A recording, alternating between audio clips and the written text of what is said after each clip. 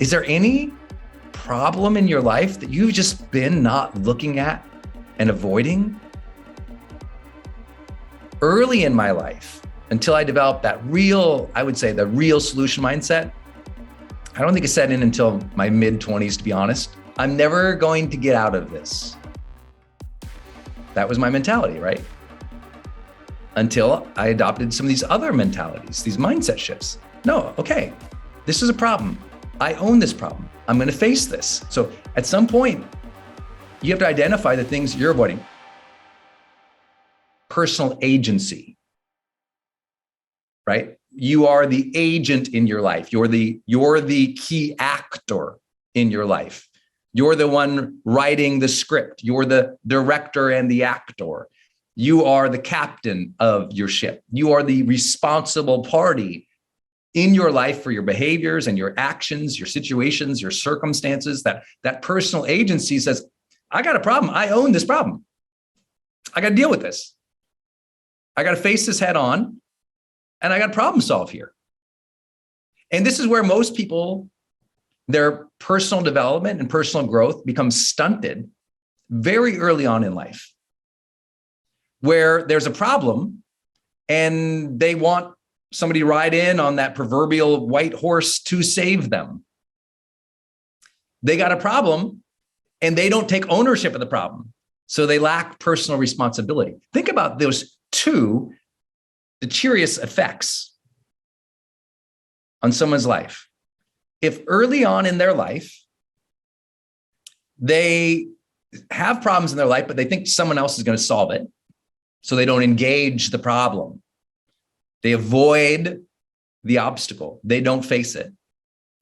And at the same time, no part of it is ever developing personal responsibility or ownership to the circumstances of life.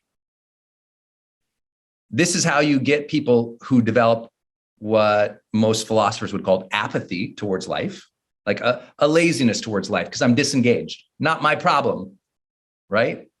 But also lack that personal agency and responsibility that's so critical to psychological health. And where they now, the opposite is victimhood. So imagine a disengaged habit and a victim mindset versus do-it-yourself personal ownership and solution mindset. And so that was a habit that changed my life. A habit of seeing a problem and going, I'm going to problem solve that. And a habit of saying, okay, that's on me. And that came from my mom. Just seeing her do stuff that she didn't know how to do, but she's like, hey, there's a problem. These two boys in this basement, they are fighting all the friggin' time. We have one bathroom on the main floor for 4 people. This is not going so well. We got to figure this out. We got kids in school and work. We need another bathroom down here. And we don't have the money to hire someone to do it. So instead, I'm going to go get these books from the library, figure out how to do it myself, and go scrap together the materials and resources. I'm going to figure out how to do this. All throughout my life, I saw my parents do that in every possible imaginable way. And I know many of you had role models like that too. And if you didn't have a role model like that too, be that for someone. Be that for somebody. Show your kids what you're capable of. Be proud of that.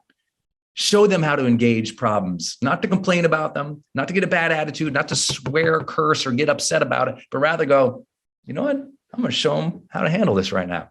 Even if you don't handle it perfectly. See, the worst thing a parent can ever do is to believe that their kids expect perfection from them. What your kids expect is engagement, not perfection. What they're inspired by is engagement, not perfection. We're the ones telling ourselves stories that the kids need to see us perfect. And when I deal with this, and I deal with this a lot in high performance coaching, I get an executive who's got a new parent, who's a new parent at the same time, and she's judging herself because she's so busy and she's not being a great parent. She should be perfect. I'm like, how old is your toddler? Oh, so-and-so months, or, in 1 year, 2, 3, or whatever. I say, oh, okay. I say, So you think that you need to be perfect for this little animal that is pooping itself all day long. Now, where did that come from? You think you have to be perfect? That is not what that little being is expecting of you. You got to rewire yourself, because you're going to develop so much self-hatred for not being perfect that it will stunt you and it will stunt your child's growth. Engage, do your best, have a good attitude, and don't worry about the outcome being perfect, but get in there. And so I think it's important for us to realize, is there any problem in your life that you've just been not looking at and avoiding? Early in my life, until I developed that real, I would say the real solution mindset, I don't think it set in until my mid-20s, to be honest. And one area for me was my finances. I wouldn't look at the credit card statements. I literally was that person who would get the credit card bill. I'd see it. I'd put it on the desk. I just wouldn't open it. And maybe 2 or 3, 4 months later, I just throw them away. I'd have them there telling myself I'm going to open it. I just wouldn't, because I was in so much debt from college that I just was like, I'm never going to get out of this. That was my mentality, right? Until I adopted some of these other mentalities, these mindset shifts. No, okay, this is a problem. I own this problem. I'm going to face this. I'm going to learn about finances and wealth. I'm going to learn how to, at that time, get promoted. At that time, start a business. At that time, understand investing and finances and saving, how to pay off credit card debt. So I read books on it. And many of you have received the benefit of that, because I read a book by David Bach on how to start late and finish rich, on The Automatic Millionaire. And as you all know, pro members, you have access to David's training in his replays from his incredible, he gave a master class all year last year. Every month he was live for pro members teaching wealth. And he was unbelievably great, because he was teaching not get rich quick stuff, just like financial management and literacy. And I would never be here if I had not done that, ever.